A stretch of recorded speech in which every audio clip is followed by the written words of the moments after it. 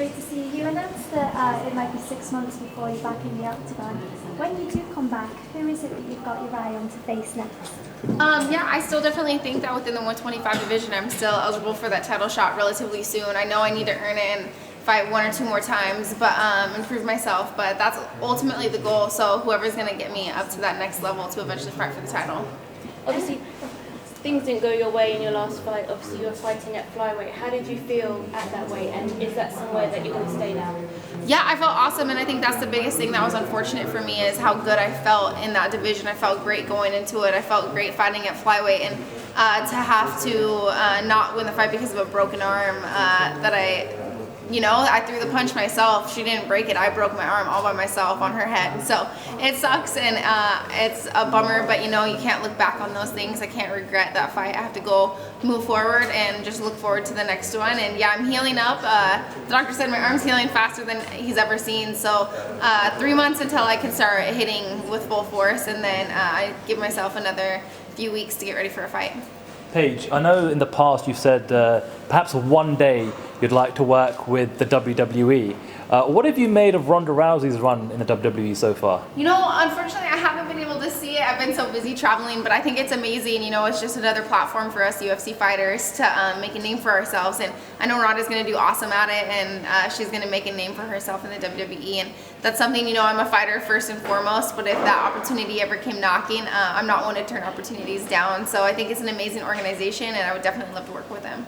What's the reaction been to you getting engaged from your fan base? Has anyone tried talking you out of it yet? Yeah, I would say I definitely had my poor fiance. Everyone hates him a tiny bit, but he's an awesome fighter. I can't wait for him to make his run in the UFC, and it's gonna come very, very soon. So he's a national level champion wrestler. So I'm excited to see his future, and I think he'll get some more fans once they are able to see him perform. I know you've been here with your mum this week. What was her reaction when you told her about it?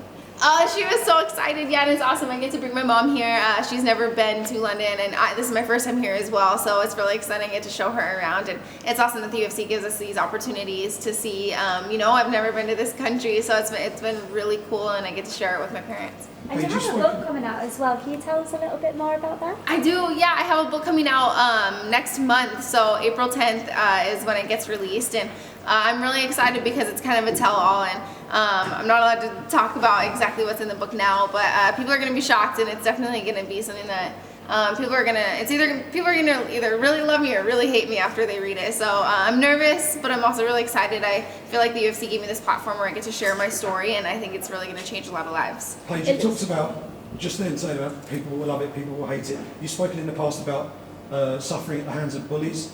You're a very prominent athlete now. You're prominent on social media, Instagram, Twitter. You get a lot of positive feedback, obviously. You probably get a fair bit of negative stuff as well. How have you managed to deal with that as you've grown up in the octagon and grown up as a professional athlete? Yeah, I like to say that, it doesn't get to me, or that I'm bigger than the people that are saying these negative things, but I'm not, and I'm still a person, and it still hurts, and it's still awful, and there's a lot of people who post negative things on social media, and I think they forget that us within the UFC or us on the platform, we're still real people, and that stuff still hurts. And I feel like going through everything I went through in high school, all the bullying issues, it kind of did prepare me for this platform to where I do have that thick skin. I can look at it and it won't bother me for quite as long as I would have before. So I think I want to use my platform to just kind of share, my story. As it still does hurt today, but I want to more inspire people to keep going and not let that negative feedback really hold you back, and to really chase your dreams. It looks like Valentina Shevchenko will get the next shot at the women's flyweight title. What's your prediction for that fight? I'm going to be totally honest. I didn't see the flyweight champion. I haven't seen her fight before, but I do know how talented Valentina is. And I know that she's beaten Joanna 3 times in kickboxing, I believe. So, and she's beaten Holly Holmes, and she's very, very talented and a very scary fighter. But at the same time, everybody's beatable. So I'm gonna go into this fight watching it as a fan and a fellow competitor, and it is my division. So I'm gonna go in and watch it as the potential competition. So I'm gonna watch both of them. Hey. How do you think you match up to either one of those? It's a good question. Again, I haven't seen the current flyweight champion fight yet. I was unable to watch her title fight. So It's really just going in there and I watch with an open mind, and then whenever the UFC matches me up with somebody, then I let my coaches make a game plan for me, and I move forward from there. Paige, the other day when you arrived in London, you sent out a tweet asking for restaurant recommendations. Yes. I suggested Nando's. Have you been yet? I haven't. I've actually heard about Nando's from a lot of people, so I'm gonna have to try that. Sorry, Paige, I would like to ask you about Polish girls in UFC. One of the fans asked you today about the rematch between Joanna Jedrzejczyk and Rose Namajunas. You pick Rose. Could you please tell us why? Yeah, honestly, going into that, I feel like watching Rose go into that, my thing is I feel like she had Joanna beat mentally. Joanna, it's just what I saw from the outside is Joanna is used to seeing a reaction from the people she fought, and she didn't get a single reaction out of Rose, and Rose just seemed so mentally strong going into it. In the fight game, it is very, very mental, and Rose just mentally was not shaken at all. So, honestly, if you go skill for skill on any given night, they fought 10 times, I would say it's 5-5 for the winner. So it really could go either way.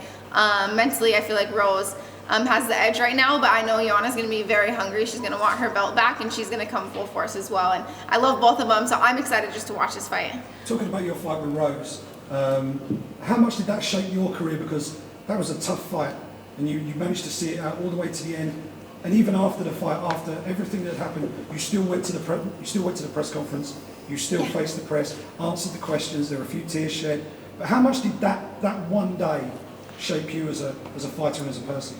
Yeah, it definitely shaped me as a fighter and as a person. I went back into get stitched up right after the fight before we had all the press, and the biggest thing is I just didn't want to see my parents. I knew if I looked them in the eye, I would just start tearing up. So I knew it was part of the job. I knew losses happen. It happens, and you have to move forward from it, and it's not letting that loss define you, and you have to realize that this is bigger than my purpose in the UFC. It's bigger than just fighting. It's for so much more than that. So fighting her, I learned a lot about myself. I learned that I could go through some very, very deep waters and still come out on top. I also learned I have some amazing fans that I gained from that, and they got to see how tough I was and how I'm here to make a name for myself, and I'm here to fight back. And it was really exciting that I was able to gain so much from that loss. And it's all about moving forward, and people can see how tough I am. But winning does feel a whole lot better. Do you see some other girls outside the UFC that should be fighting in flyweight division? Outside of the UFC, there's a lot of very talented females in the MMA world, and I've been fortunate enough to train with quite a few of them, and I'm hoping that a lot more women do come up to the UFC, and the UFC can notice those girls. And luckily, I feel like there is such a draw behind women fighting that women are almost getting noticed more than the men now, and it's almost a little bit easier path for the women to get up there because people just love watching them fight, and these girls are getting noticed. So I'm very excited that we get to build up this flyweight division, but I'm also hoping as well that there is more talent in Cris Cyborg's division. I wonder what's next for her, because I feel like she is the most feared fighter of all time, men and women. So I'm excited to see what's next for her. She said once that she thinks about Bellator because in UFC there is quite no division, flyweight division. Maybe you know each other, so maybe you think that the place of Cris Cyborg is in Bellator, not in UFC. That's a hard question, being a UFC fighter, I like to say that UFC is the end-all be-all, but at the same time, there's a lot of talent in Bellator as well, and there's a lot of very, very good UFC fighters going to Bellator, and they're really making a name for themselves, and they're becoming a huge, huge organization. So I don't know, and I do think there's not a lot of women out there. I can't think of a single person that could beat Cris Cyborg. I can't think of a lot of men that could beat Cris Cyborg. So I'm just excited to see how far she goes, and I think she could be one of the most belted UFC fighters in the whole world. You're going to experience a British crowd for the first time tomorrow night. Is it on your MMA bucket list to try and fight perhaps in the UK or Ireland, somewhere here in Europe one time in the future? It is now. Gosh, you guys are so passionate about your guys' fighters, and it's awesome to come here and see how you guys reacted, like Darren Till, and it is so different from the States versus here. So it's like I was like, gosh, I need to have more fans here. I need to come here and really make a name for myself. I've loved it here, and I've been fortunate enough to spend a lot of time sightseeing and stuff. But yeah, I would love to fight here. Thanks for your time. Thank you. Thank you.